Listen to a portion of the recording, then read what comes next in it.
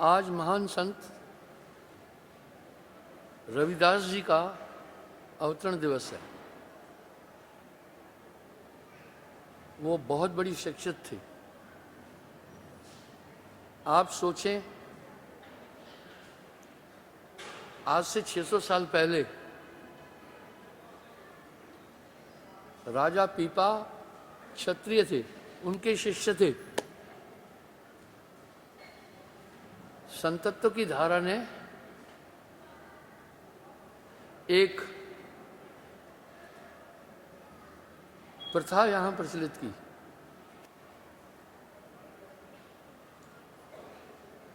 वो प्रथा थी, उन्होंने, और इसकी स्थापना पहले साहिब से ही हुई है। वो 3 चीज पर मुख्य कंसंट्रेट रहे साहिब। पहला, ये संसार काल का देश है। अपनी वाणियों में उन्होंने हर जगह इस बात को सिद्ध किया कि ये संसार काल का देश है। उनके अनेक शब्दों में ये प्रतीत होता है कि उन्होंने इस संसार को काल का देश कहा है। इस पर चिंतना करनी होगी। साथ में एक बात और कह रहे हैं, यह संसार काल है राजा, यहां कर्म का जाल पसारा है। फिर आगे क्या कह रहे हैं, सय्याद के काबू में है सब जीव बेचारे। यकलोक व यकवेद 2 दरिया के किनारे, सय्याद के काबू में है सब जीव बेचारे। 3 लोक से भिन्न पसारा, अमर लोक सदगुरु का न्यारा। आदि अनेक जगहों पर उन्होंने इसका उल्लेख किया है। चल हंसा सतलोक, छाड़ो ये संसारा, यह संसार काल है राजा, यहां कर्म का जाल पसारा है। अगर हम प्रथमा छोटे विचार से भी देखें तो एक बात सिद्ध होती है कि सच में हम सब किसी शैतानी ताकत के हाथ में बंधे हैं। मुझे राष्ट्रपति रीगन के पीए का वो शब्द बड़ा सटीक लगा। मैंने उसका उल्लेख कई बार किया है और वो वर्ष का गोल्डन वाक्य माना गया था पूरे वर्ल्ड का। उस पर थोड़ा आप भी ध्यान देना। अलेक्जेंडर बोल रहा है, मुझे यूं लगता है हम सब पृथ्वी पर रहने वाले लोग किसी शैतानी ताकत के हाथ में हैं। आप गौर करें उनकी बात पर। वो शैतानी ताकत हम सबसे जो चाहती है वो कराती है। वो शैतानी ताकत हम सबके अंदर है। उस शैतानी ताकत में इतनी ताकत है कि हम सब धरती पर रहने वाले सभी लोगों का दिमाग एक ही साथ किसी भी तरफ चाहे डाइवर्ट कर सकती है। और ये दिख भी रहा है। वो क्या कह रहे हैं, उस शैतानी ताकत में इतनी ताकत है, वो जब भी चाहे हम सब धरती पर रहने वाले लोगों का दिमाग एक साथ किसी भी दिशा की तरफ ले जा सकती है। देखिए कितनी सार्थकता है उनके वाक्य में। मैं कोई बाबा आदम के ज़माने का नहीं हूं। इस 18 अप्रैल को मेरा 72वां जन्मदिन है। मैंने जो लोग देखे अपने बचपन में, बड़े प्यारे, बड़े ईमानदार, बड़े सहज, उनमें छल कपट थी नहीं, दगा धोखा जानते नहीं थे, झूठ था नहीं, व्यभिचार था नहीं। आपने सतयुग की तो बात सुनी होगी, हमने सतयुग अपने बचपन में देखा, लोग बहुत ऑनेस्ट थे। आज परिस्थितियां बहुत बदल चुकी है, छल कपट दगा धोखा बेईमानी इतनी बढ़ चुकी है। हम सब ने एक धारणा बना ली है, मनुष्य ने, बिना 2 नंबर का काम किए हमारी उन्नति नहीं हो सकती है। वाह, यानी हमने जीवन की नाव धोखाधड़ी को बना दिया है। झांझर नाव, गहरबा नदिया, कैसे उतरो पारा। एक तो नाव झांझर टूटी फूटी, नदी गहरी है, कैसे पार उतरोगे। तो देखा वो झूठ बोलते ही नहीं थे, इतने ईमानदार थे, किसी को वो सताते नहीं थे, छल कपट वो करते नहीं थे, दगा धोखा वो जानते नहीं थे, इतने सहज लोग थे। क्योंकि मेरी उम्र उस समय 5 साल थी, काफ़ी चेतन था। मैंने अपने बड़े बड़े चाचा ताओं को देखा, 2 पड़ोस में थे, एक की उम्र 95 वर्ष थी, 2 भाई थे, एक की उम्र 90 वर्ष थी, उनकी बीवी भी नहीं थी, बच्चे भी पूरे हो गए थे, दोनों सिंगल थे। उनको देखा, हालांकि उस समय मेरे पिता की उम्र 40 साल थी। जब मेरा जन्म हुआ मेरे पिता की आयु करीब 35 वर्ष थी। उनको देखा, अपनी बुआओं को, अपनी चाची ताइयों को देखा, कितने ईमानदार लोग थे, उनको इतना चल आता ही नहीं था। वाह क्या जमाना था। अब देखो कितना क्या है, और हर एक आदमी ने ये चीज़ अपने दिमाग में सेट करके रखी है। आज बेईमानी छल कपट जिंदगी का हिस्सा बन चुकी है, हिस्सा बन चुकी है। यानी अलेक्जेंडर की बात में वजन है। अब साहब क्या कह रहे हैं, सब पे लगा मौत मलिक मोह का छापा, है आग लगी बेस चलेगा ये शराबा। कहने का मतलब है हम एक जटिल युग में है अभी।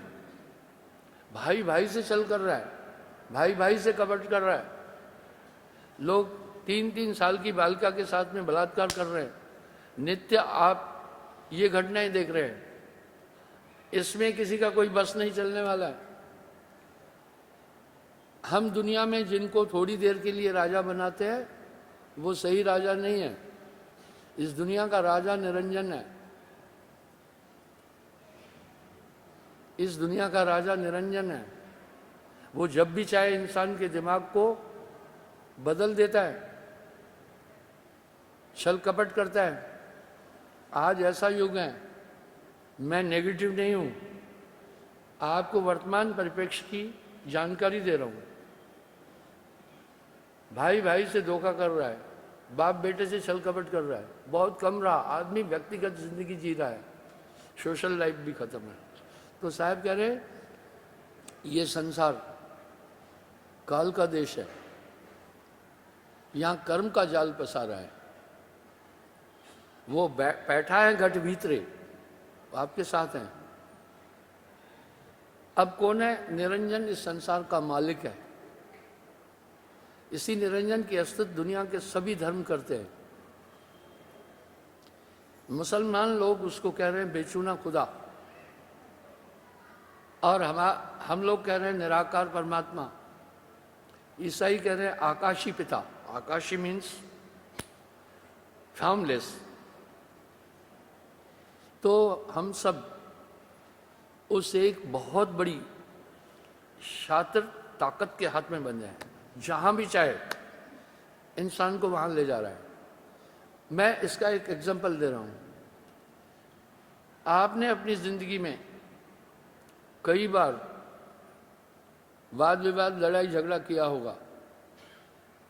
ऐसा कोई अगर इसमें बैठा है जिसने कभी लड़ाई झगड़ा किसी भी तरह का नहीं किया हो, हाथ खड़ा करो। एक भी नहीं है। मेरा एक रिसर्च है लाइव।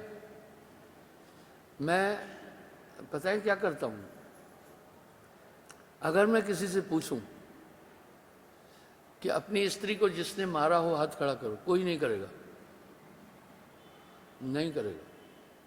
मैं कैसा पूछता हूं, जिसने अपनी स्त्री को कभी नहीं मारा वो हाथ खड़ा करो।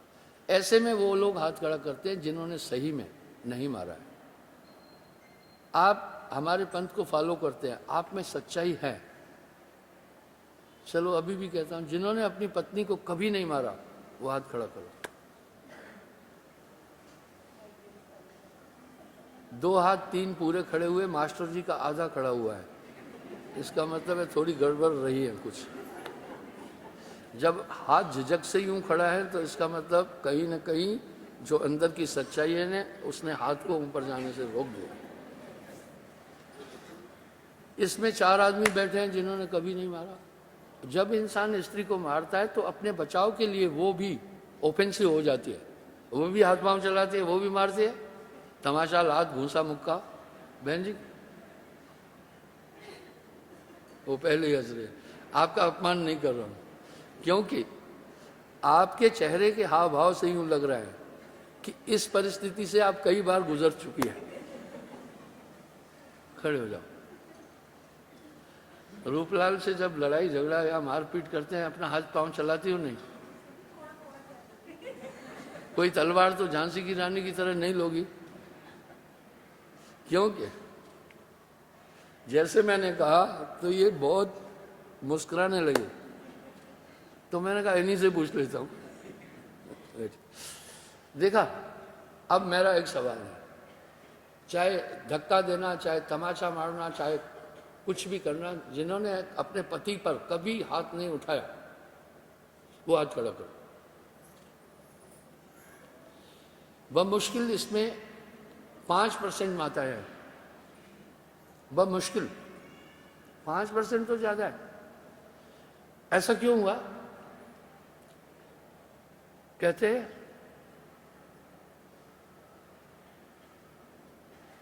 Attack is the best defence. एक कहावत है अंग्रेजी में, attack is the best defence, यानी अपनी रक्षा के लिए आक्रामकता सबसे अच्छा कवच है।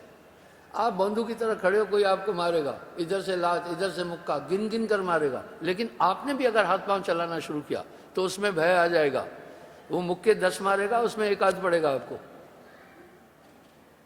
लेकिन बंदूक की तरह खड़े होंगे ना, आपको 10 के 10 मुक्के वो आपको खींच करके मारेगा। मास्टर जी क्या ख्याल है? इसलिए attack is the best defence. तो स्त्री पहले ऐसा नहीं करना चाहती, लेकिन जब वो देखती है कि कंटिन्यू मुझ पर अटैक हो रहा है तो अपनी सुरक्षा के लिए वो भी हाथ पांव चलाना शुरू करती है। तो आइए, मैं ये कहना चाह रहा हूं कि हम एक जटिल युग में जी रहे हैं। अब साहब यहां क्या कह रहे हैं? सयाद के काबू में सब जीव बेचारे। मैं आपको प्रमाणित करता हूं, वो जो भी चाहे कराता है। आपने जिंदगी में कई बार झगड़ा किया है, हर बार झगड़ा करने के बाद आपने पछताया है, चाहे आप जीते हैं चाहे आप हारे हैं। रूपलाल जी, घर में पत्नी से झगड़ा नहीं करना जाकर, समझे? ये नहीं कहना मेरी बेइज्जती करा दी। गुस्सा तो आया होगा ना? नहीं, शाबाश, बैठ जाओ। अच्छा, जो माताएं मैंने नहीं झगड़ा किए हैं, 2 बात होगी, या तो वो बड़ी भोली भाली है, जो बंदा कहता कि हाँ जी रात में दिन को रात, या तो फिर बंदा भोला भाला है, जैसे वो कहती गई हो वो मानता गया होगा। विवाद जब विचारों का टकराव होता है तब होता है। ठीक है? एक बार मैंने एक संवाद उठाया कि भाई ससुराल में तो सब जाते हैं, ससुराल एक गाना भी है, ससुराल से बड़ा कोई तीर्थ नहीं है, साली तीरथ, साला तीरथ, तीरथ हैं घर वाली, आदि आदि ये शब्द हैं। तो मैंने सर्वे करता रहता हूं। मैंने पूछा, जो ससुराल में कभी नहीं गया वो हाथ खड़ा करो। अब यहां भी मैं पूछ रहा हूं, जो ससुराल में कभी नहीं गया हाथ खड़ा करो। मैं बताता हूं, कोई नहीं गया। कौन नहीं गया होगा? जो वो लड़की भगा कर ले गया होगा, वो नहीं जाएगा।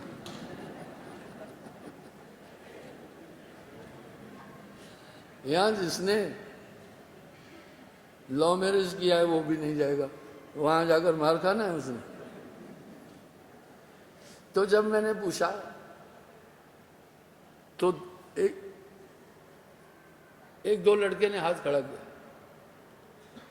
मैंने कहा, तुम ससुराल में कभी नहीं गए? बोला नहीं। क्यों नहीं गए?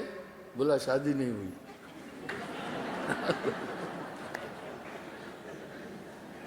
जब शादी नहीं होगी तो कौन सी ससुराल में जाओगे? मार खाने जाओगे किसी के घर में? ये बेवकूफी हर इंसान कभी कभी महाबेवकूफ बनता है खुद।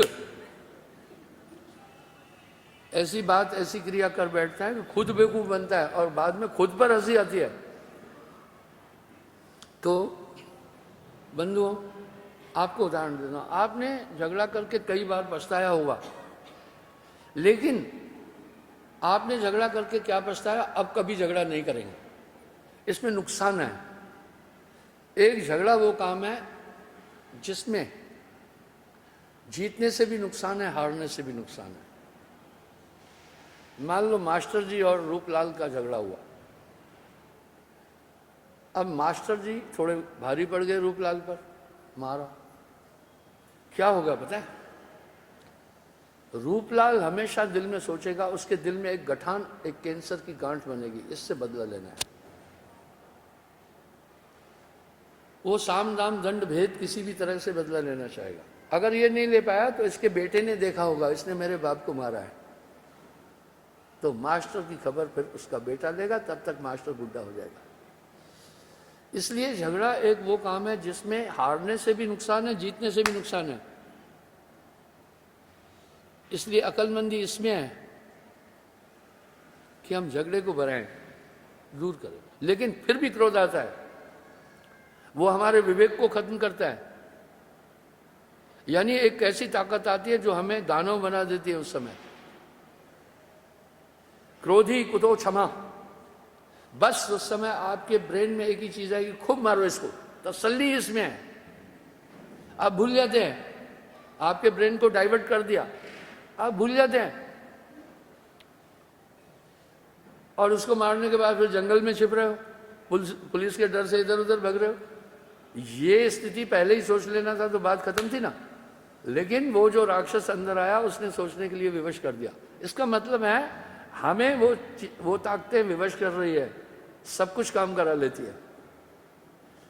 मैं अहंकार से नहीं बोल रहा हूं। मेरे गुरुदेव ने मुझे एक बात बोली थी, ये मेरा अहंकार नहीं है, स्वीकारोक्ति है। बहुत मैं छोटा, 20 साल से भी कम उम्र थी, मुझे अपना उत्तराधिकारी बना दिया था। ये बहुत बड़ी बात है। उसके बाद मेरे गुरुदेव 20 साल जिंदा भी रहे शरीर में। पता है, मुझसे ही नामदान दिलाते थे, खुद नहीं देते थे। मुझसे सत्संग कराते थे। मैं कहता था, गुरुदेव देखो आप प्रवचन करो। बोला नहीं। बोला, पता है क्या बोले?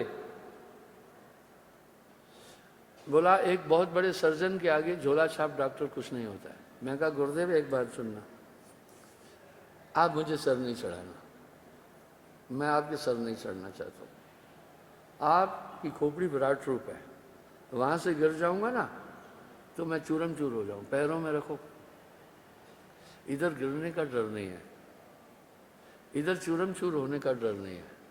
मैं आपको ताकीज दे रहा हूं। यहाँ जो थोड़ी सेवा करता है सोचता है अब गुरुजी बस में हो गया है, ये धारणा बहुत गलत है। वो सोचता है अब जो भी चाहूं गुरुजी से करा सकता हूं, ये गलत है। सेवा करके दिल में अहंकार रखना अपनी पूंजी मिटाना है, अपनी पूंजी मिटाना है। मैंने आजमाया, वकील साहब 50 साल कोई भी काम करो तो एक्सपीरियंस कितना हो जाता है पूरा। इसके पास lot of experience of life का, उससे सीख लेना।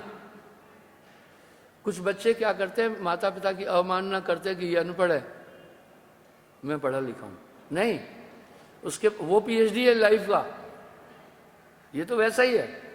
एक आदमी 10 साल किताब पढ़े, बंबई के बारे में पढ़ता रहे, और एक आदमी अनपढ़ जाहिल बंबई घूम कर आए, तो मास्टर साहब नॉलेज किसके पास ज्यादा है? घूम कर आए। इस तरह उसने पूरा जीवन दिया। तो इस 50 साल के का एक्सपीरियंस है लंबा। उनसे जब कोई कहता था कृपा करो, तो क्या कहते थे? इन्हीं से बोलो। और क्या कह देते थे? वाह, शायद मैं ऐसा कभी नहीं कर पाऊंगा, मैं अपने जीते जी शायद ऐसा नहीं कर पाऊंगा जैसा गुरुदेव किए। यानी उनका कितना मुझ पर भरोसा था, इतना भरोसा था। तो आइए मैं ये बताना चाह रहा हूं। फिर एक बात मुझे बोला मधु तुम्हारी शैली इतनी उत्तम है समझाने की, जो तुमसे नहीं समझा वो कभी नहीं समझ सकेगा। किसी भी तथ्य को रखने की एक शैली है, और substance to enrolls is aim of education. शिक्षा का लक्ष्य ही भावनाओं का आदान प्रदान है। यानी मैं जो बोलूं आप समझ लें, और मैं ऐसा बोलूं सहज कि आप उसे समझ लें। कभी कभी कोई आदमी एक इतनी सी बात बोलना है, इतनी लंबी घुमाता है, वो जब इतनी लंबी घुमाता है तब वो तथ्य ही गुम हो जाता है, वो तथ्य गुम हो जाता है। इसलिए कम शब्दों में अधिक तथ्य रखना ही बुद्धिमत्ता है। मास्टर जी मैंने ये विचार जो रखा, यानी कहा तुम इतने टफ सब्जेक्ट को इतना इजी करके रखते हो कि मंथन करने की जरूरत नहीं, सीधा परोस कर दे देते हो। मेरे गुरुदेव ने कहा, मैं बच्चा ही था तब, कबीर एको जानिया तो जाना सब जान, कबीर एक न जानिया तो सब जाना जाना जान। एक जानने के बाद अभीष्ट कुछ नहीं रहता है। जिसने उस परम सत्ता को समझ लिया वो सर्वज्ञाता होता है, उसके साथ में सुसंवेद खुल जाता है, हर प्रश्नों का उत्तर। अभी मैं क्या करूंगा, चलने दो लाइव में, जब चलने दो 3-4 एपिसोड बनाऊंगा, जिसमें जहां जहां मेरे कनाडा में इंटरव्यू हुआ वहां मैंने कैसे बातचीत की थी, ब्रिटेन में 2-3 बार हुआ, अमेरिका में हुआ और यूक्रेन में हुआ, वो इंटरव्यू में मुझसे प्रश्न पूछे गए, मैंने कैसे कैसे उत्तर दिए। यहाँ हुआ, बम्बई में मेरा इंटरव्यू हुआ और गुजरात में हुआ, कई जगह हुआ, वो सब मैं एपिसोड बनाऊंगा और लाइव प्रोग्राम के समय वो एपिसोड में दूंगा। कहने का मतलब है, एक होता है परिचय चारुता। परिचय चारुता का मतलब होता है किसी को भी जल्दी अपना मित्र बना देना, ये कला है। एक होता है वाक्पटुता। वाक्पटुता का मतलब होता है अपनी बातचीत से जल्दी किसी को प्रभावित करना। डॉक्टर साहब पीएचडी हो, तथ्य को रखकर उसका सरलीकरण किस शैली से होता है? मेरे द्वारा। बहुत ही सरल होता है वो, एक तरह से रेडीमेड मिल जाती है चीज, उसमें आप यानी आप अगर विचारों को व्यक्त करते समय खुद ही उलझे हुए हो अंदर से, तो फिर दूसरे तक अपने विचार कैसे पहुंचा सकते हैं? लेकिन मैंने एक बच्चे को देखा, मैं बच्चों को गोदी नहीं उठाता, प्यार नहीं करता था। मेरे भाई, सबसे छोटा मेरा भाई मुझसे 16 साल छोटा है,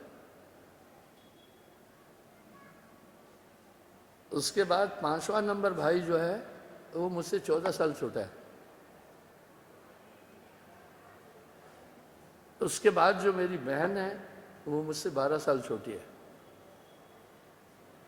उसके बाद जो भाई है बहन के बड़ा, वो मुझसे 10 साल छोटा है। और जो 5वें नंबर का भाई है, चौथे नंबर का, वो मुझसे करीब 8 साल छोटा है। 5वां नंबर मैं हूं, और मेरा बड़ा भाई मुझसे 6.5 साल बड़ा था। यानी मैं अपने 4-5 भाई बहनों को, जो मुझसे 8-10 साल छोटे थे, 8-10, 10-12, 12-14, 15-16, तो काफी बड़ा था ना भाई, तो भाई से मैं उनको गोद नहीं उठाता था, कभी नहीं उठाया। हाँ, रोते थे, बाकी चीज कराना, हिंडोला, लेकिन मैं उनसे अटैचमेंट नहीं रखा। लेकिन इस बच्चे से इतनी अटैचमेंट रखी मैंने, पूछो मत। बहुत इंटेलिजेंट है।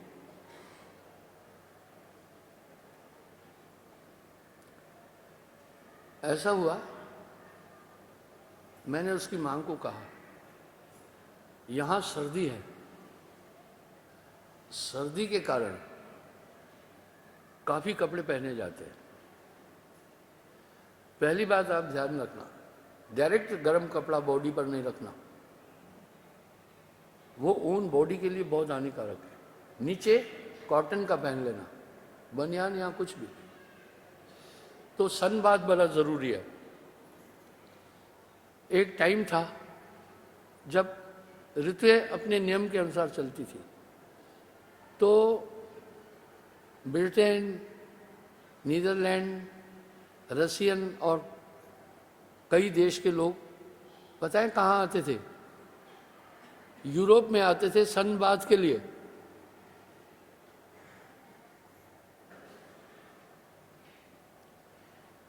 एथेंस या ग्रीस, उसका क्लाइमेट इंडिया से मिलता है यूरोप में, पर थोड़ा डिफरेंस है, वहां स्नोफॉल हो जाता है। उसका क्लाइमेट किससे मिलता है? ठीक हमारे कश्मीर से मिलता है, उत्तराखंड आदि से मिलता है। तो वो, अब आप देखें, ये भारत है, आप देखें ये सीधा है, ये ग्रीस है, थोड़ा सा ऊपर है भारत से, थोड़ा सा।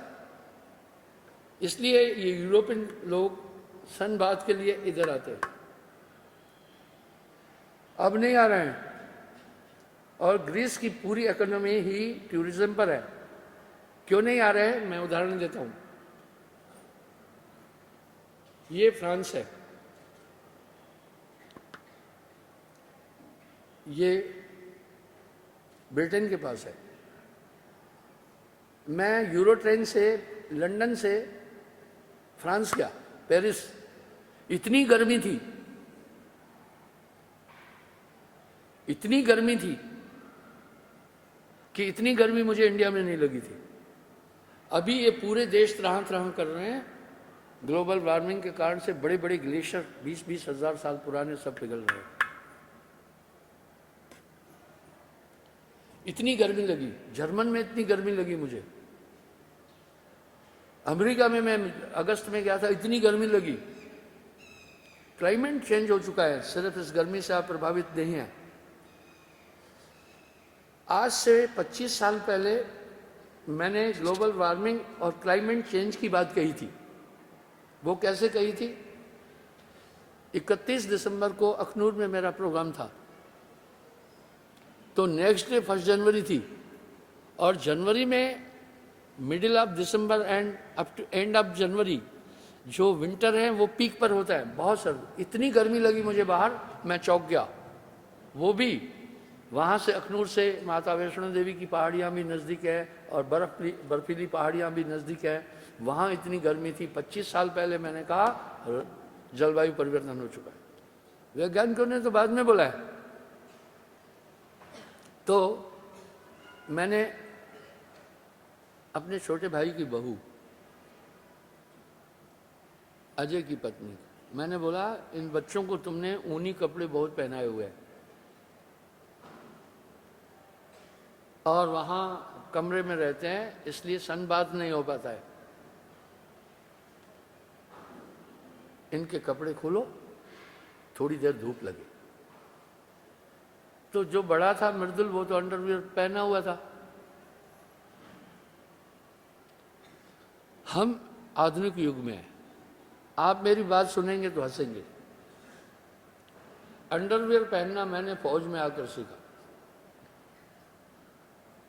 उससे पहले निक्कर ही पहनते थे, अंडरवियर में कभी नहीं पहना। बनियान मैंने जीवन में कभी नहीं पहनी थी। मैं बनियान भी फौज में भर्ती होने के बाद पहनना शुरू किया। आप कहेंगे कौन से जंगल में थे? किसी जंगल में नहीं था, भोपाल से 11 किलोमीटर दूर था गांव मेरा सिर्फ, ठीक है। मुझे ठीक से मालूम है, 5वीं 6ठी कक्षा में भी जब पढ़ते थे तो गांव के पास नदी थी, वहां से नहा कर आते थे नंगे, और वहां आकर तेल लगाकर दूसरे कपड़े पहनाते थे। तो वो बच्चा अभी 2 साल का नहीं है। मैं उसकी मां को कहा, इसके कपड़े उतारो, मृदुल तो बड़ा है, कोई बात नहीं, इसने अंडरवियर पहना है। 5 साल का है वो अभी 1 साल 11 महीने का है। पता है कितना इरिटेट हो रहा, बहुत रोया कि मेरी इज्जत आबरू खराब कर रहे हो। बड़ी मुश्किल से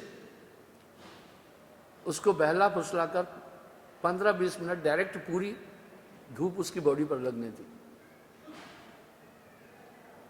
हम सबके लिए धूप की बहुत ज़रूरत है, इसलिए यूरोप में, ब्रिटेन में, अमेरिका में घर ऐसा बनाते हैं कि अंदर धूप की किरणें आ रही है या नहीं। अगर नहीं आ रही, मकान नहीं बनाने देंगे, वो नहीं बनाने देंगे, धूप अंदर आनी चाहिए। और कल की बात है, फिर 4-5 दिन बाद मैंने कहा कि वो आ जाते मेरे आंगन में। मैंने कहा इनके कपड़े उतारो। बड़ा तो ना नुकुर के बाद उतार लिया, खेलने लगा। छोटा जारों जार रोने लगा। अच्छा, जब उसको पहले नंगा किया तो वो क्या कर रहा था? छोटा अपनी माँ को अपनी पैंट दे रहा था, मम्मा जय जय। बोला बाकी की नहीं, बोला जय जय के आगे मैं नंगा बैठा हुआ हूँ। 1 साल 11 महीने का बच्चा ये जान रहा है। हमारे 5वीं में पढ़ रहे थे, पता ही नहीं था नंगा क्या होता है, कैसा क्या है। बहुत ज़्यादा चेंज आई है दुनिया के अंदर। कल फिर उसकी माँ, जब मैंने फिर इशारा किया, अभी 3-4 दिन हो गए, एक बार धूप दिखाओ इसके शरीर को, माना नहीं, बिल्कुल नहीं माना। ओ फिर जब बहुत रोया, मेरे पास गोद में आकर कहने लगा जय जय। अब उसकी माँ बाद में बुला रही थी, अच्छा आ जाओ, बोला ना, और माँ के पास ही नहीं था। इतनी इज्जत आबरू आ गई छोटे बच्चों में। मैं थोड़े दिन पहले की बात बता रहा हूँ। उस तरफ मैं जाता था, जाजोवाल अरनिया से आगे, आप मानेंगे अभी भी वहाँ बच्चे जो हैं, लड़के लड़कियाँ 5-6-7 साल के, ऐसे ही नंगे नहर में नहाते हैं। ये टीवी ने पूरा वातावरण बिगाड़ दिया, ठीक है। आज बच्चों की परवरिश में जितना पैसा लगता है, बड़े के नहीं। छोटे बच्चे की शर्ट 1500-1500 रुपए की है, पैंट इतनी सी इतनी महंगी है।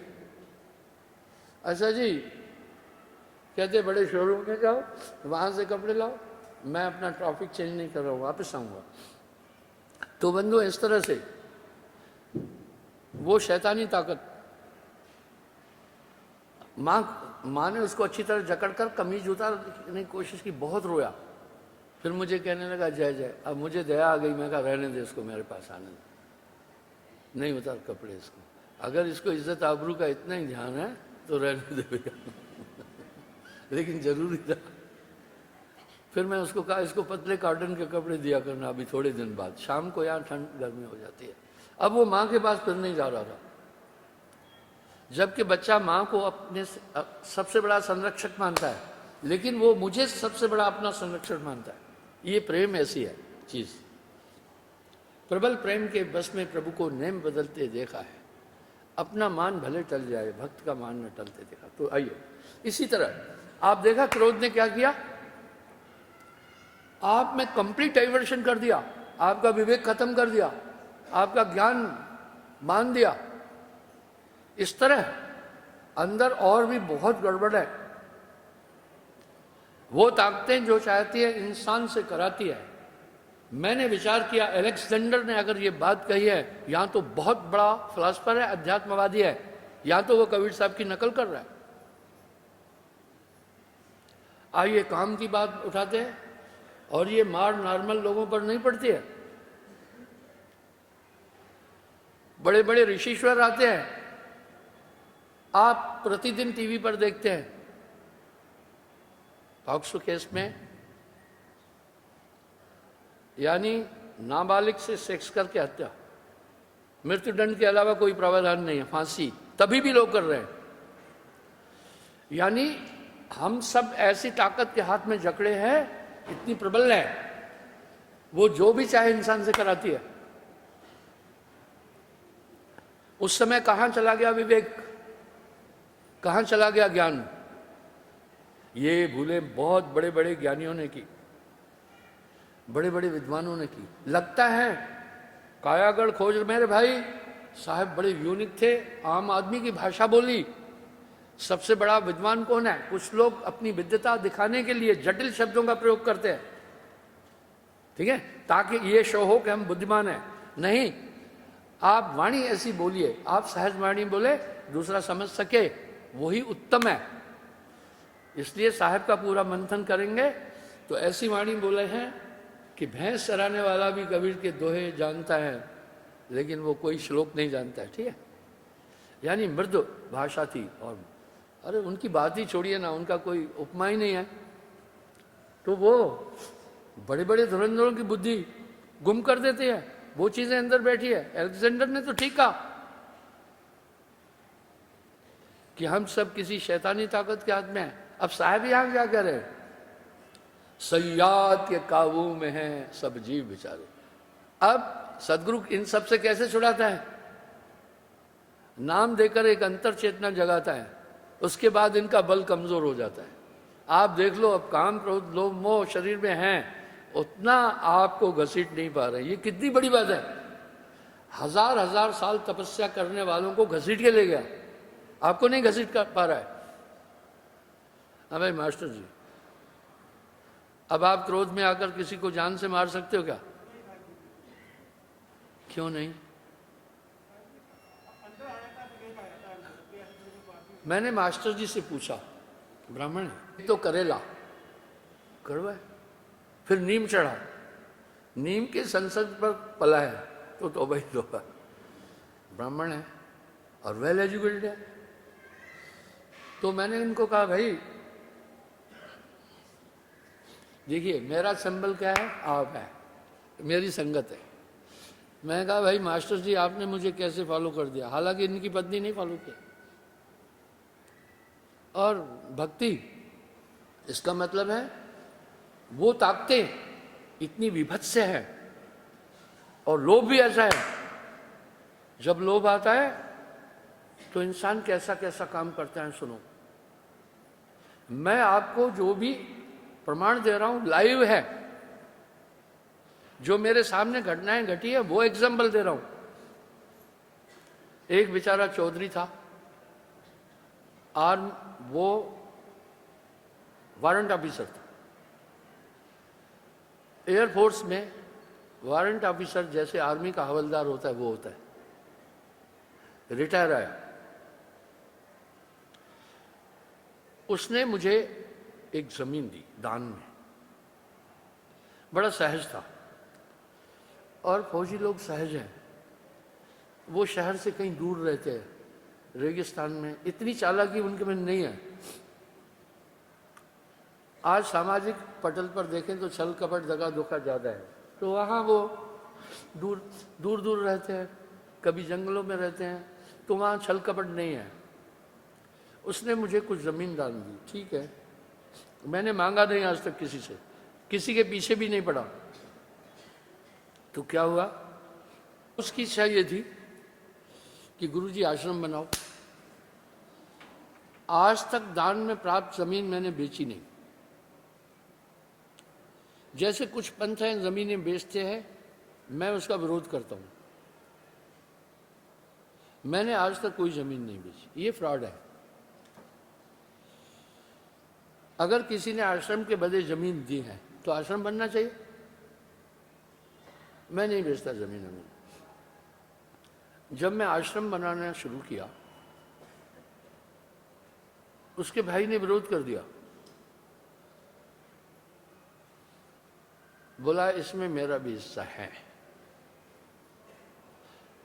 हुआ क्या था, कभी कभी बाप की संपत्ति बाप बांट देता है, भाई तेरी है तेरी है तेरी है। वो एक पारिवारिक बंड थी। उसने क्या किया, अपने हिस्से वाली जमीन जो मैन थी वो बेच दी, जो खास नहर के किनारे थी। लेकिन भाई ने तो बेचारे ने मुझे दान में दे दी।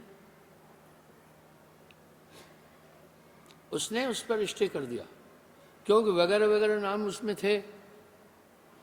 जब भाई से बात की तो भाई क्या बोलने लगा, मुझे पिताजी ने आगे वाली जमीन पूरी दे दी है, इसकी नहीं है। और गांव के पीछे जहां रास्ता नहीं है, बोला ये इसको दी है। हकीकत ये थी कि आधी पिताजी ने उसको नहर वाली दी थी, आधी पीछे वाली दी थी। उसने नहर वाली तो बेच दी। जब जमीन बेची तो रजिस्ट्री में वो चौधरी का भी साइन, भाई ने कहा भाई ये इसके हिस्से की है, तो उसने भी बेचारे ने साइन कर दी थी।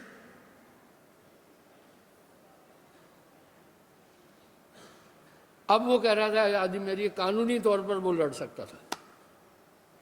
अभी तक मैं वहां आश्रम नहीं बना पाया हूं, और वो अभी तो बहुत कीमती हो गई है, मुकदमा चल रहा है।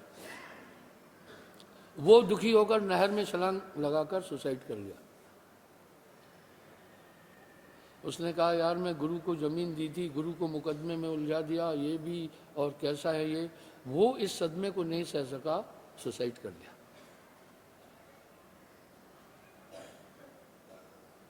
कहने का मतलब है लोभ। ये पूरा गांव गवाही दिया, ये इसकी है, फौजी के। बड़े बुजुर्गों ने भी कहा इसकी है।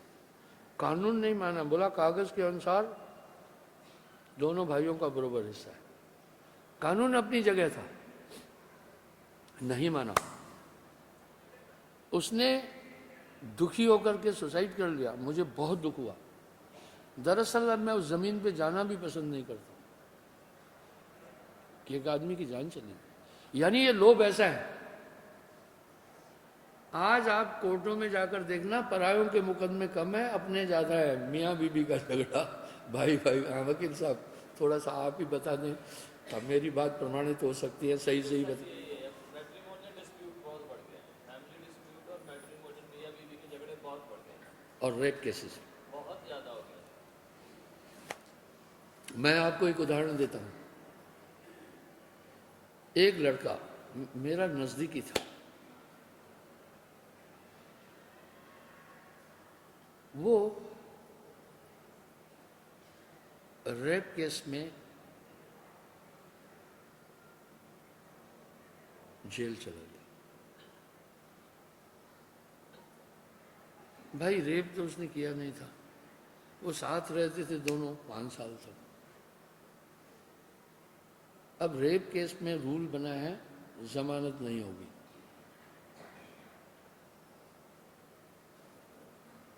मैं प्रमाण दे रहा हूं आज क्या है, ये प्रसंग क्यों उठा है। वो जेल में बड़ा दुखी हो गया। बेसिकली वो क्रिमिनल नहीं था, अफेयर था आपस में। उस घर वालों ने शादी एक्सेप्ट नहीं किया, क्यों घर वाले जनरल कास्ट थे, वो एससी को बिलोंग करते थे। उन्होंने कहा ना, हम ये शादी नहीं होने देंगे।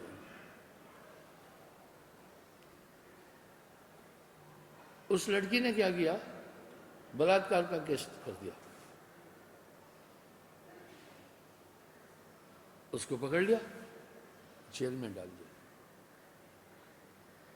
उसने अपनी जिंदगी में कभी कोई ऑफेंस नहीं किया था। मैं आपको बता रहा हूं क्या है। बहुत दुखी भी हुआ। अब जेल से एक आदमी आया, उसके माँ बाप को बताया, ये वहां रोटी भी नहीं खाता है। अब माँ बाप परेशान हो गए। माँ बाप ने फिर पैरवी की कहीं, जज ने जमानत नहीं दी, बोला इसमें जमानत नहीं होती है। वो हाई कोर्ट चला गया।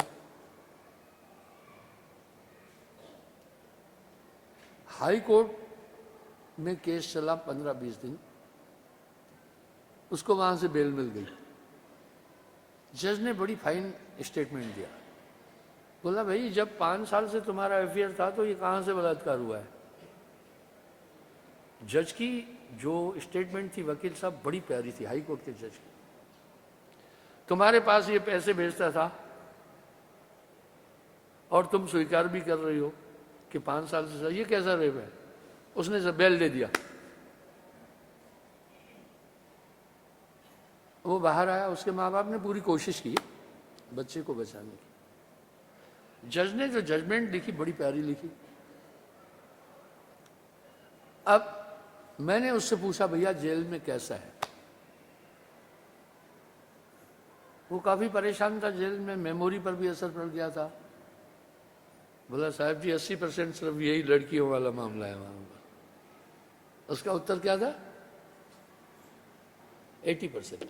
आप ध्यान देना, मैंने 20 साल पहले कहा था फीमेल क्राइम बहुत हाई हो जाएगा।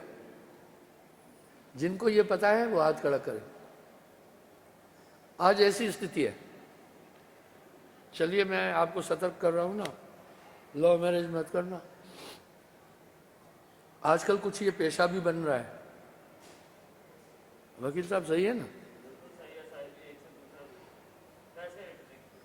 तो इस तरह मैं ये कहना चाह रहा हूं, अच्छा ठीक है, लोग जो बलात्कार कर रहे हैं, और उसने क्या बताया इसमें पता है? 80% कैदी वही है जेल में। अब देखो मुझे कैसा एक्सपीरियंस मिल गया। वो बता रहा है कि साहब जी 80% वही है लड़की के मामले में, और उसमें 50% झूठे होते हैं। कैसे?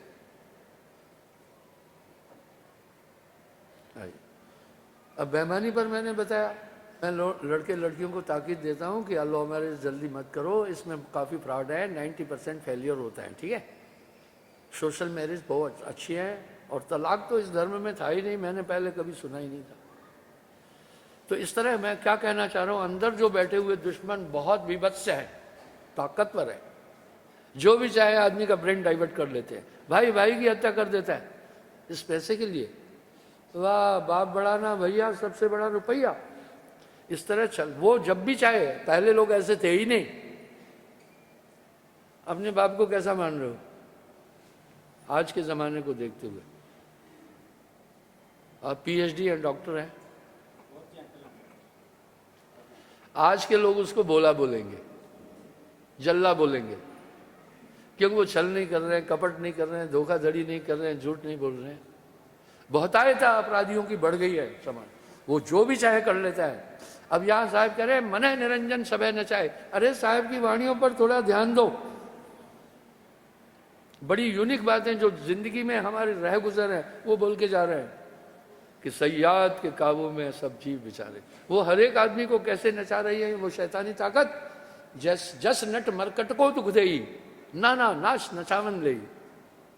जैसे नट बाजीगर बंदर से जो चाहे कराता है, इस जीवात्मा से वो शैतानी ताकत सभी काम करा रही है। तब साहब कह रहे हैं सयाद के काबू में है सब जीव बेचारे। कह रहे पलट वजूद में देख, चश्म दिल से देख तू क्या क्या तमाशे हो रहे। दिल सिता क्या क्या है तेरे दिल सताने के लिए। एक दिल लाखों तमन्ना, उस पर भी ज्यादा हवस, फिर ठिकाना है कहाँ उसको बिठाने के लिए। ये आइडियोलॉजी पूरे वर्ल्ड को साहब दे गए। इससे पहले कथाएं कहानियां इधर उधर की बातें सब चीजें थी, लेकिन एक यूनिक जो अध्यात्म था वो साहब ने दुनिया के आगे रखा। अब कह रहे हैं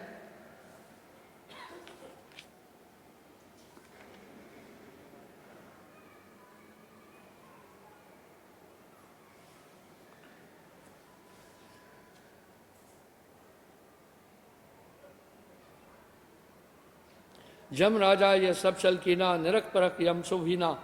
3 लोग जो काल सतावे, ताको सब जग ध्यान लगावे। अभी यहां क्या कर रहे हैं? सभी उसी की पूजा कर रहे हैं।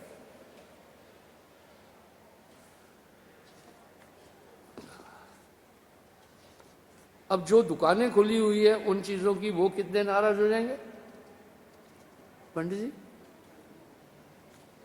कितने?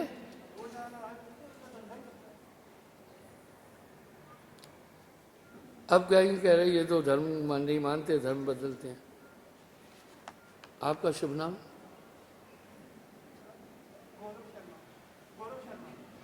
गौरव जी, मैं आपको सच में पंडित बनाया नहीं बनाया? आप में पंडित के गुण प्रविष्ट हुए? जो पिंड के पूरे रहस्य को जानता है वो पंडित है। ब्रह्म रमनता ब्राह्मणा, ये जो पंडितु है इसने चोटी रखी, तो पिंड वाले जो है पंडितु ब्राह्मण, और जो अनजान लोग हैं वो बहुत मेरी निंदा करते हैं। उसने कहा, अरे अभी तू चोटी क्यों रखा, कभी नहीं रखी। अनपढ़ है वो पंडित। उस पंडितु ने क्या कहा, अब मैं पंडित बनाऊं। जवाब कितना सटीक था। बोला पहले नहीं था। बोला पहले कैसा पंडित, मांस ये वो सभी चीजें थी, तो अब मैं पंडित हूं इसलिए चोटी रखी है। मैंने मृदुल की भी चोटी रखी। बचपन में मेरा यज्ञोपवीत भी हुआ और चोटी रखते थे। उस समय सर कोई सफा नहीं करा सकता था, चोटी नहीं है तो कहते थे मुसलमान है। तो अभी मृदुल की चोटी है नहीं है? बोला उसको। एक दिन कह रहा, जय जय ये चोटी नहीं रखना है। मैंने कहा क्या बात है, और चोटी लंबी भी हो गई थी। बोला लड़के पीछे से खींचते हैं, बच्चे हैं ना। और उस समय चोटी रखनी होती थी। फिर 7-8 साल की उम्र में यज्ञोपवीत करते थे। ये जनेऊ मैंने 60 साल उम्र तक पहना है। अभी 8-10 साल हो गए नहीं पहनता मैं। तो कह रहे हैं ये पूरी दुनिया को नचा रहा है। यह जग देखो अनकट रीति, तजय साच और झूठ से प्रीति। कितना तीखा बोला है साहब ने। ये दुनिया कैसी है, सच को छोड़कर झूठ से प्रीत। जो धोखा तय सच कर माने, सत्य सार तय नहीं पहचाने। बोला हे धनराज, सत्य सार को दुनिया नहीं समझ रही है। जिस स्वामी का मत ना गई, आदि ब्रह्म को खोजे नहीं, कृत्रिम कला सो सेवक है। कह रहे उस आदि ब्रह्म की उपासना नहीं करे, कृत्रिम हाथ से घड़ी हुई चीजों की उपासना कर रहा है। निस्वामी के मत ना गई, जरा मरण घर संकट सही। जो रख सकते हैं गहे न कोई, जो भक्षक सेवित धावे नर रोई। बोला उसकी उपासना कोई नहीं कर रहा है, जो भक्षक है उसी की उपासना कर रहे हैं। दयाहीन नर पढ़े पुराना, हाँ कर्म भर्म बस तृष्ण आई, पुण्य पाप बस आवे जाई। दयाहीन नर पढ़े पुराना, पर गुण अर्थावे ज्ञाना। अंधा आगुआ तेह पुरमाई, बहु अंधे तेह पीछे जाई। अगुआ सहित कूप के माही, कासे कहूं कोई पूछे नहीं। अब साहब कह रहे हैं अंधा अगुआ तेहपुर माही, सब जीव बिचारे। यक लोक व यक वेद दो दरिया के किनारे, सयाद के काबू में सब जीव बिचारे। संभलना। अब साहब कह रहे हैं आगे क्या बोल रहे हैं, गुरज्ञानहीन मलिन शास्त्र शब्द शास्त्र पढ़े घनो, अगम निगम प्रंच प्रबोधे सकल जगीय सख बनो। जो काल जीवन को सतावे, तास भक्ति दृढ़ा वही। अब कह रहे हैं जो काल जीवों को सता रहे सब उसी निरंजन की भक्ति दृढ़ा रहे। आगे क्या बोल रहे हैं, विष्णु आदि शिव शंकादि अज सुर काल के गुण गावई। यही थ्योरी में बहुत गड़बड़ आ गई, दुनिया यही मछली। गण गंधर्व ऋषि मुनि और देवा सब मिल करें काल की सेवा। पीर पैगंबर कुतुब ओलिया, काल निरंजन सबको दिलिया। इसलिए उन्होंने चौथे लोक की बात की। धर्मदास चकित रह गए। तो साहब ने आगे क्या कह रहे हैं,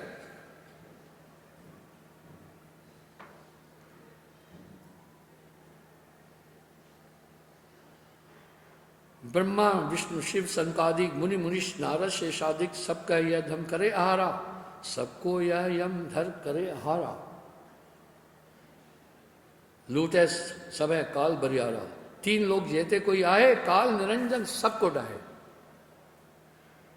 ये ब्लैक होल और कोई नहीं है, निरंजन है शून्य में। शून्य गुफा निवास कीनो, भेद रहे को ताहे को, ये वही है।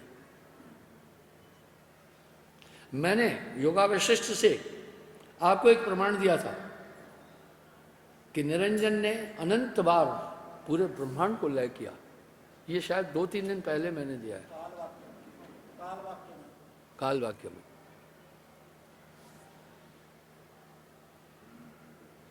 तुम खोजा घर सोई भाई,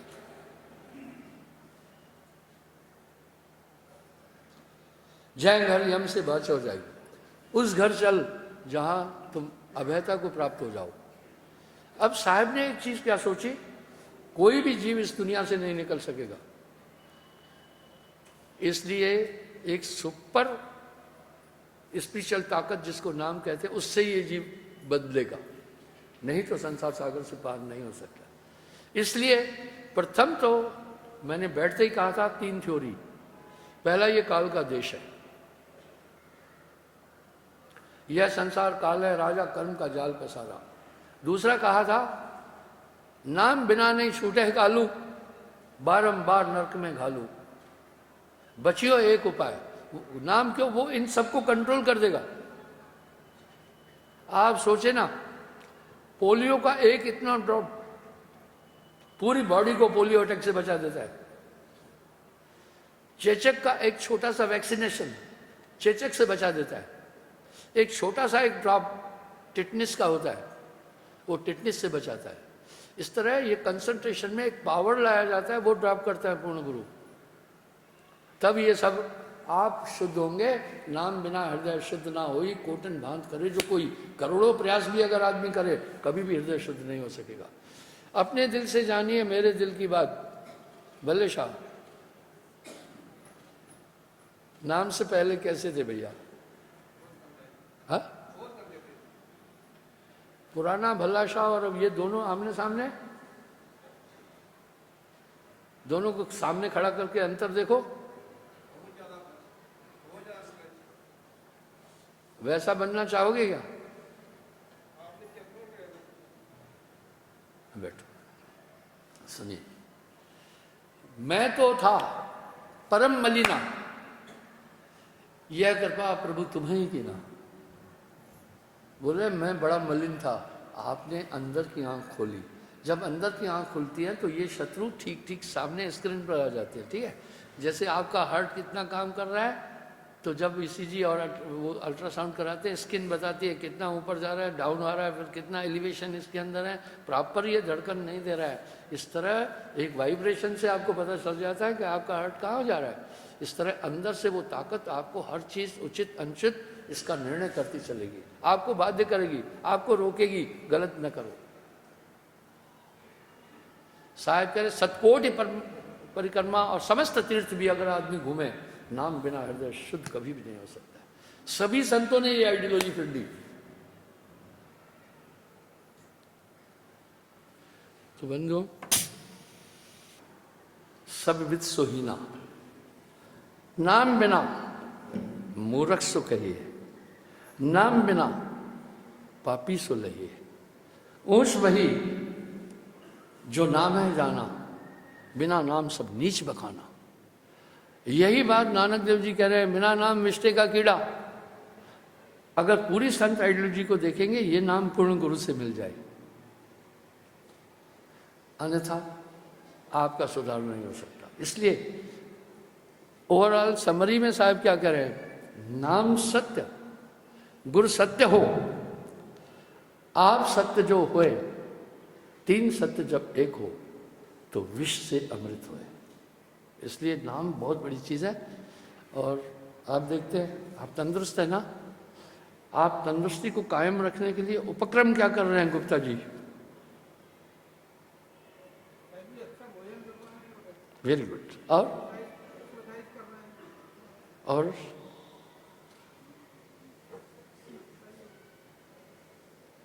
स्मरण करना नहीं बोल रहे हो।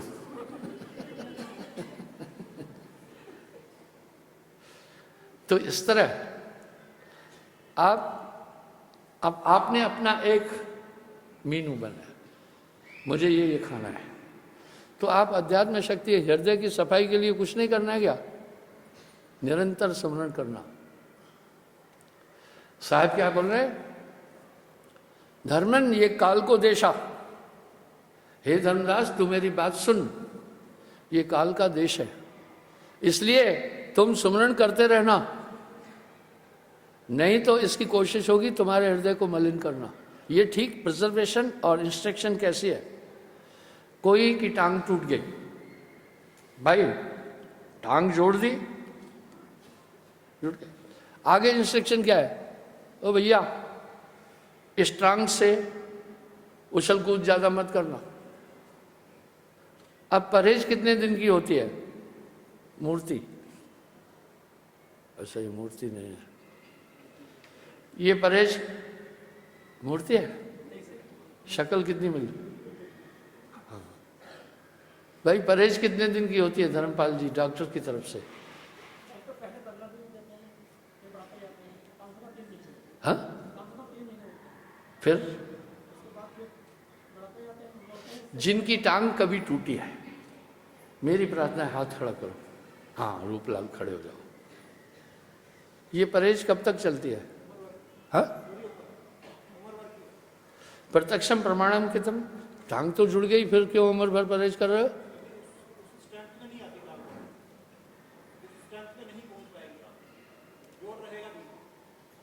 नहीं, सुनिए, आप ये ठीक कह रहे हैं, इसलिए क्योंकि वहां जुड़ी है। अब आप क्या परहेज कर रहे हैं?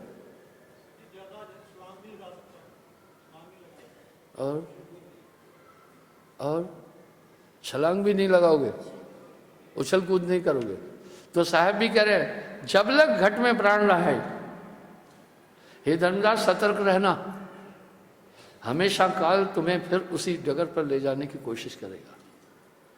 गुरु आज्ञा निर्खत रहे जैसे मणि भुजंग, कहे कबीर धर्मदास से यही गुरुमुख को अंग।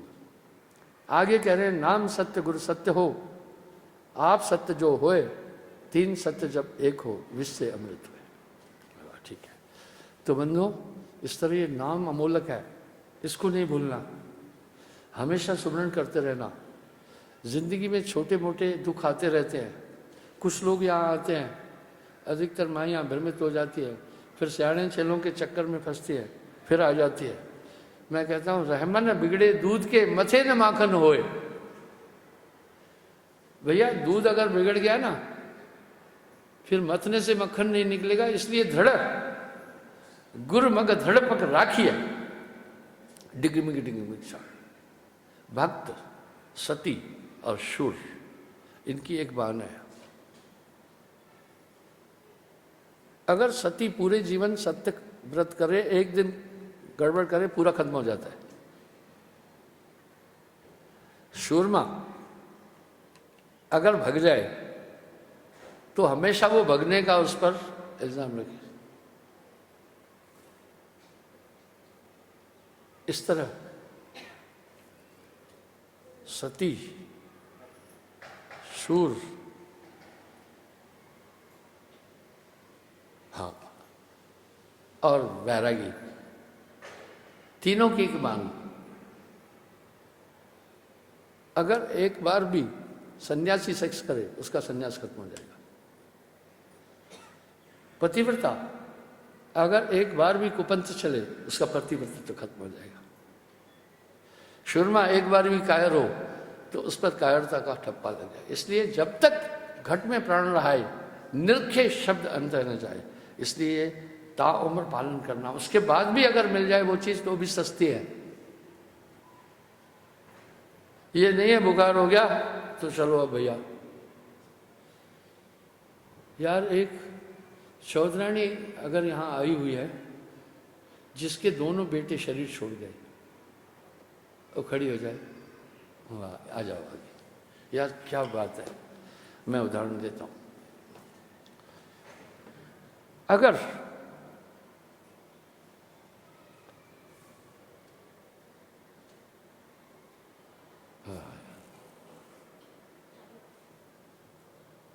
थोड़ा खड़े होना, बच्चा बचपन में जाए बहुत दुख होता है, ठीक है, क्या है, लेकिन बहुत बड़ा दुख नहीं होता है। दुख तो होगा, जब लग जिए माता रोए, बहन रोए 10 मासा। मां तो तब तक रोएगी जब तक जिंदा है, बहन रोए 10 मासा। 6 महीने तक भाई रोए, भाई 6 महीने रोता है, यार एक मेरा हेल्पर चला गया।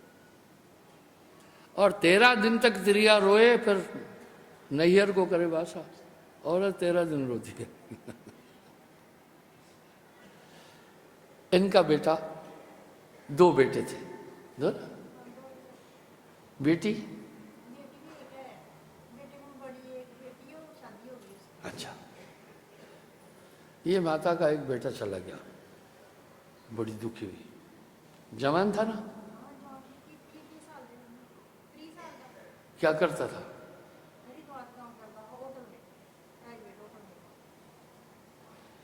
मैंने इन्हें तसल्ली दी। इंसान गिनती के दिन लाता है, श्वासा है महानायक। ये दूसरा कब गया, फिर कितने साल बाद?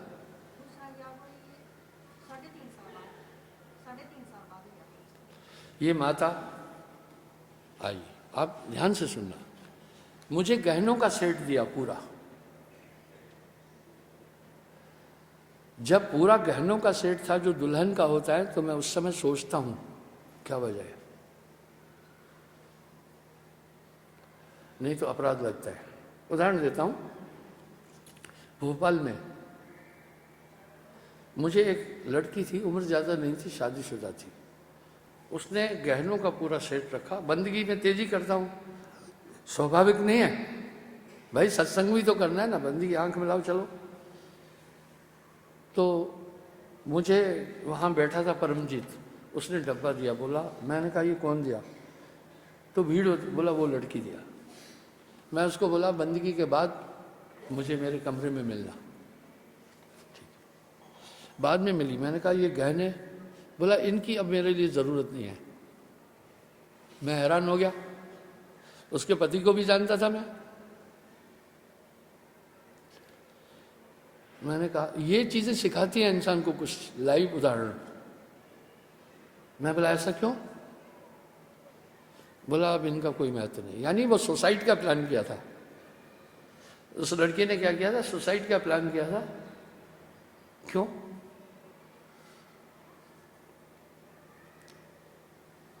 उसका पति उसे हूट करता था। वजह यह थी, बचपन में कहीं उस लड़की का एक लड़के से अफेयर था, शादी हुई। उस नीच इंसान ने बाद में उसके हस्बैंड को बोला कि इसका मुझसे अफेयर था।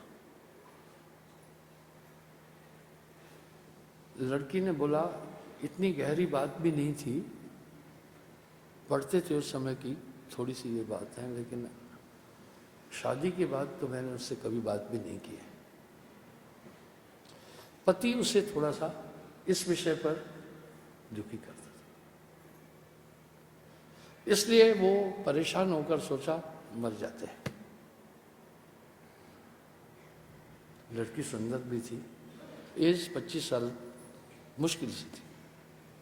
मैंने उसके हस्बैंड को बुलाया, मैंने कहा यार, महाजन थे, मैंने कहा कितने बेवकूफ़ हो,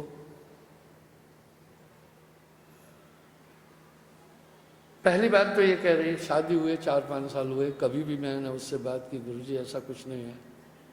मैं बोला एक महत्वाकांक्षी इंसान है, क्या ये उससे प्यार करता था, इसकी लाइफ में दखल दिया इसने, एक गंदे इंसान के कारण ये सुसाइड करे। सुसाइड तो वो करे जाकर जब ये कन्विंस भी कर रही है, उसके बाद कभी बात भी नहीं है, कुछ भी नहीं है, बचपन में कोई चलो बोल रही गहरी बात भी नहीं है, हमारा नहीं, आज के बाद दिमाग से दोनों ये बात निकाल दो, कुछ नहीं हुआ, ठीक है। मैंने उन्हें होल्ड किया, बोला ठीक है। फिर वो रहने लगे। बताओ मैं गहने चुपचाप रख लेता रूपलाल, मैं भी इस अपराध में, और वो मर जाना था पका, तो मैं शामिल था या नहीं? मैं ऐसे दान नहीं लेता हूं। कहा ठीक है। मैं बोला वो एक क्रूर और गंदा इंसान है, ठीक है, तुम्हारी गृहस्थी को डिस्टर्ब कर रहा है। इस तरह ये माता ने मेरे सामने वो पैकेट रखा गहनों का, रखा ना, मैं क्या माजरा है? बोला साहब जी लड़के की शादी होने वाली थी, वो दूसरा भी चला गया। ओह गुप्ता जी कितना बड़ा दुख है।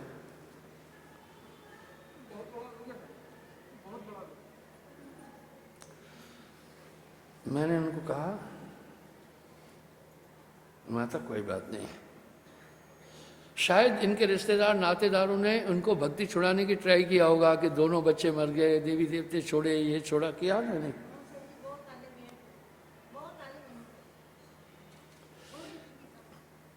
ऐसी विभूतियों की भक्ति दृढ़ और दृढ़ता को देखकर नमस्कार करने की इच्छा होती है।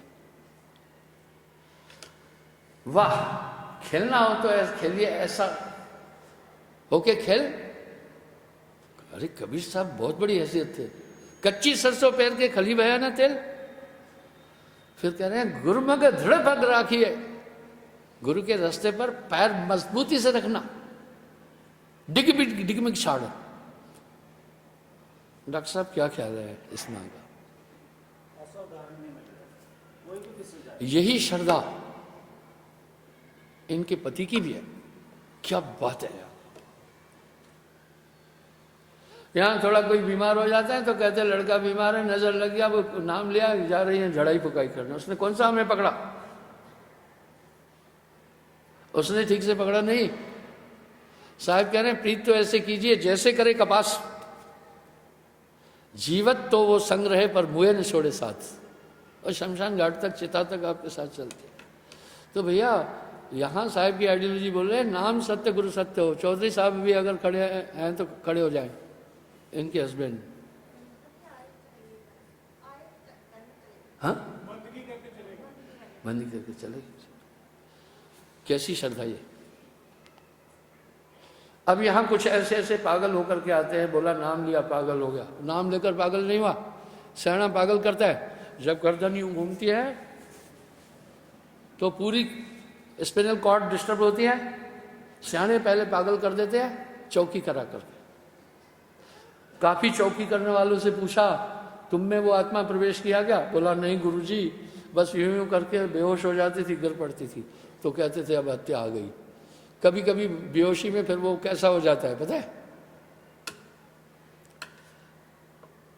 नार्को टेस्ट होता है जैसे, ठीक है ना। फिर वो बोलेगा उसी तरह, वो आता है हाँ हाँ, वो तो होश में ही नहीं है। ऐसा ही होता है। हम यहाँ भूतों के देश में हैं, ठीक है। घर घर में मोरे, घर घर में बर्मी, घर यहाँ कंडी में सिणक ज्यादा है। मास्टर जी क्यों सिणक ज्यादा है? नहीं पता। सिणक कभी पानी नहीं पीती है, एक सिणक है, और घुन दोनों पानी नहीं पीते। इसलिए जहां पानी है वहां वो नहीं पनप पाती है। कंडी में पानी नहीं है, जमीन के नीचे, इसलिए बर्मी निकल आती है। अब वो कहते बाबा सुरगल आ गया। हमारे बाबा सुरगल बर्मी सांप की तरह आ गया क्या? वो सियाने चेलों का काम है पूरा पूरा। कैसे उलझाते हैं, नहीं उलझना। एक बार कंगूरा के पास में बैन राइया से ऊपर गया। वो सेवा समिति में भी है। उसका नाम मैं रखा हूं मल देवी। अगर वो मल देवी यहाँ आया हुआ है तो कृपा करके इधर आ जाए। आए हैं शायद। तो वो बेचारा मुझे घर में ले गया। एक पेड़ पर जंजीरें लटकी हुई थी। मैंने कहा क्या है ये? बोला मल देवी। मैंने बोला बड़ी देवियों का नाम सुना, मल देवी कोई नई नहीं है, ये क्या है? और उसने एक बनाया हुआ था वहाँ स्थान, एक मूर्ति लाया था। मैं आपको बताता हूँ, दुनिया आपको सच्चे मार्ग पर चलने से कितना रोकेगी, क्योंकि वो शैतान उनके अंदर बैठकर तुम्हें तंग करेगा। तुम्हारे अंदर तो जोड़ नहीं चल रहा है, वो उनमें बैठकर तंग करेगा। मैंने पूछा,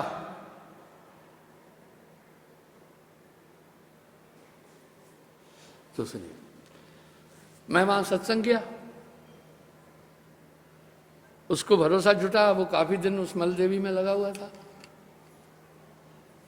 मैंने बोला ये क्या है? एक पेड़ पर जंजीरें थी। बोला जी घर में थोड़ी सी घटना हुई, दूध दाद नहीं देती थी और पोतरू बीमार रहता था लड़का, तो यहाँ एक आदमी आया सियाना, उसने कहा ये तुम्हारे घर में मल देवी का वास है। अब यहाँ मेरा सवाल है, उसने किस दूरबीन से देखा कि ये मल देवी है? मुन्ना भाई बोला उसकी स्थापना करो। ठीक है। अब जब उस गांव में वो आदमी मुझसे नाम लिया तो सियाने चेले डर गए, यही होता है। उन्होंने सोचा अभी बाकी भी साहेबंदगी में जाएंगे, हमारा रोजगार पूरा ठप हो जाएगा। आप तो जब यहां जुड़ेंगे खट दर्शन आपका पीछा करेगा पूरा, ठीक है? डॉक्टर साहब क्या ख्याल है? वो सिर्फ इश्यू बनाएंगे, देखते रहेंगे। मैंने कहा यार अब तुमने नाम ले लिया है, अब क्या नाम करो, ये क्या जंजीरें पंजीरें पूछ रहे हो? हटाओ। मैं बोला जमीन किसकी है? बोला मेरी है, घर के आंगन में। तो एक टेंशन नहीं है, ठीक है। वो जब हटाने लगा तो एक बहुत बड़े पंथ के लोग वहां थे,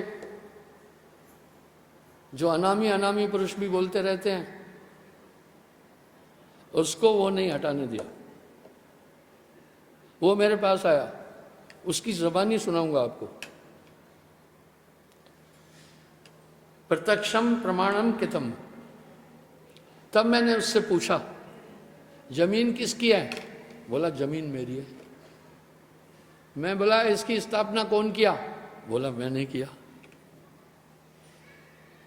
ये मलदेवी कहाँ से लाए? बोला जयपुर से लाया। उसने भी, उसको क्या पता होगा मूर्तिकार को, कोई उठाकर प्रतिमा दे दी हो। मैं बोला क्यों रोक रहे हैं ये? बोला पूरे इकट्ठे होकर आ गए, सियाने चेलों ने बताया होगा। ओ मलदेवी इधर आओ, ये फौजी है।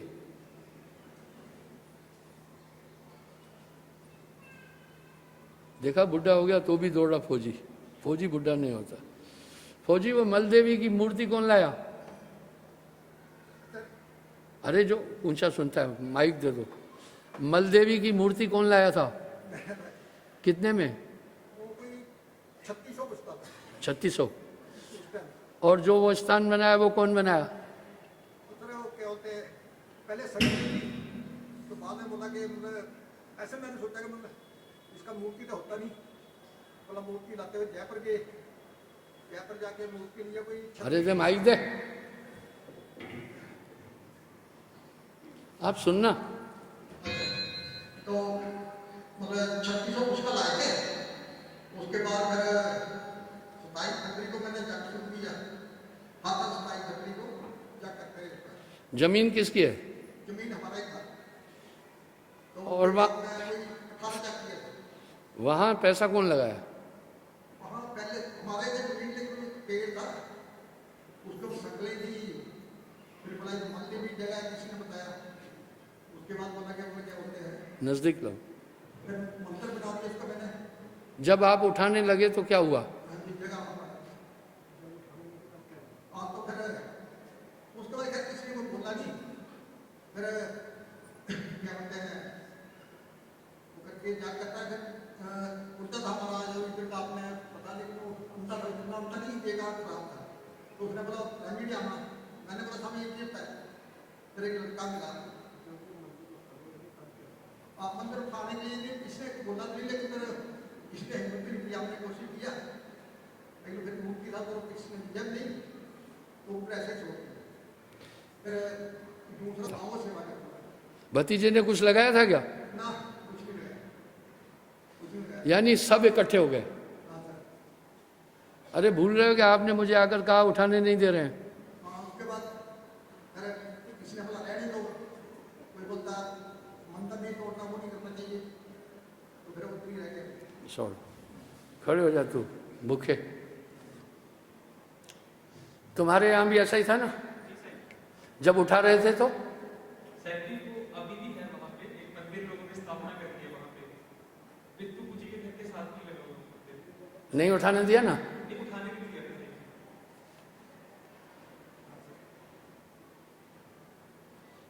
बाद में लोगों ने बहुत बोला इसने मंदिर छोड़ दिया, इसको पहले अच्छा था। मैंने बोला तो अच्छा, मेरे को बता भी अच्छा कि नहीं है। बोला बाद में लोगों ने बड़ा तंग किया, इसने मंगत छोड़ दी, फलाना छोड़ दिया। मंदिर छोड़ दिया इसने, जग छोड़ दिया, पहले इसका बहुत अच्छा था, अभी ऐसे हो गया। मैं तेरे को क्या मानना अच्छा हो रहा है, तो वैसे दुनिया में किसी का चुनी चल रही है। मैं अक्सर एक बात बोलता हूँ, आज फिर भी बोल, यहाँ आने के बाद आप पहले से अच्छे हो या क्या है?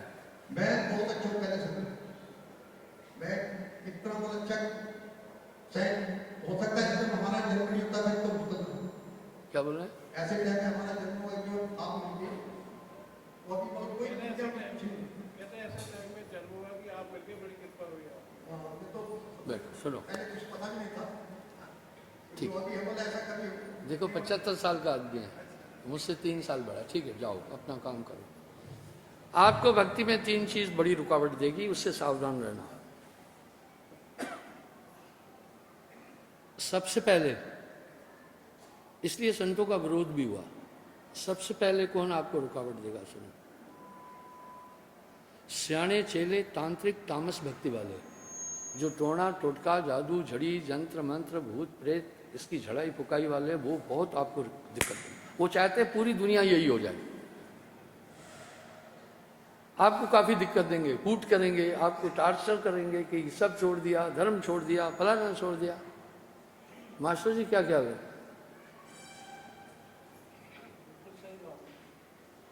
आपको भी तंग करते होंगे। पीछे बोलते हो मेरे से कम ही करते हैं। हाँ, क्योंकि आप दबंग रहे तो आपके आपके सामने नहीं बोल रहे थे। ठीक, ठीक है, बैठिए। ठकुरा है तो थोड़ा दबंग टाइप रहा होगा।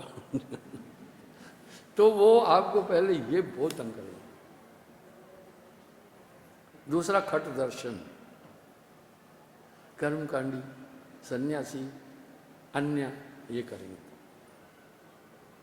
और तीसरा कौन तंग करेगा? चंदे वाले। मैं चंदे को करप्शन बोलता हूं।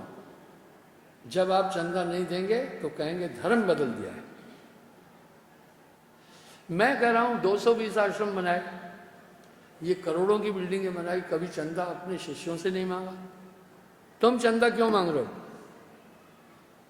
चंदा इकट्ठा करने वाला घूसखोर है, वो उस पैसे को दुरुपयोग करेगा। इसलिए हमारे पंथ में चंदा वर्जित है, हम चंदे को भी भीख मानते हैं। तो ये 3 टीम, अभी पलटू साहब ने जो बोला वो बहुत जबरदस्त बोल के गए हैं। जगत भगत में बह रहे हैं चारों योग परमान, चारों योग परमान बह रहे हैं दूध खटाई। जैसे दूध खटाई का बहर हो जाता है, नेचुरल, दोनों की नेचर अलग है। अगर एक कमरे में आप दूध की बाल्टी रख देना और खुली, और खटाई की एक बाल्टी रखना, 1 घंटे में दूध नहीं फट जाए तो फिर बताना, क्योंकि दूध खटाई के कण उठेंगे, पूरे कमरे में फैलेंगे और दूध में पड़ेंगे। इस तरह साहब कह रहे मूस बिलाई एक संग कहो कैसे रह जाए। फिर आगे कह रहे नेवर भुवंग बैर हैं दूध खटाई, अग्नि जल में बैर हैं हस्ती के हर, हाथी और शेर में बैर है, क्योंकि शेर उनके बच्चों को मारता है। नेवर भुवंग बैर है, नेवले और भुवंग सांप को कहते बैर है। क्योंकि सांप को नेवला खा जाता है, इसलिए दोनों में बैर है। जगत भगत में बैर हैं दोनों युग, चारों युग परमान। आगे क्या बोल रहे हैं? नाग हस्ती देखकर भूकते हैं ये स्वान, हालांकि वो भक्तों का कुछ नहीं बिगाड़ पाते, बेकार में। जैसे कुत्ता हाथी को देखकर भौंकता है, ऐसे दुनिया तुम भक्ति करोगे भौंकेगी। क्या बातें बोल के गए। इसलिए यहाँ पर साहब एक बात कह रहे हैं, वो शक्तियाँ जब तलक हैं भेद दिल में कुछ नहीं बन पाएगा, रंग लाती हैं ये भक्ति भेद मिट जाने के बाद। वो शक्ति आपके साथ रहेगी। अरे वाणियों में आ रहा है, हमारा वेद कह रहा है एको ब्रह्म द्वितीय नास्ति, नानक एको सुमरिय जल थल रहा समाय, दूजा काहे सुमरिय जो जन्मे और मर जाए। अच्छा साहेब।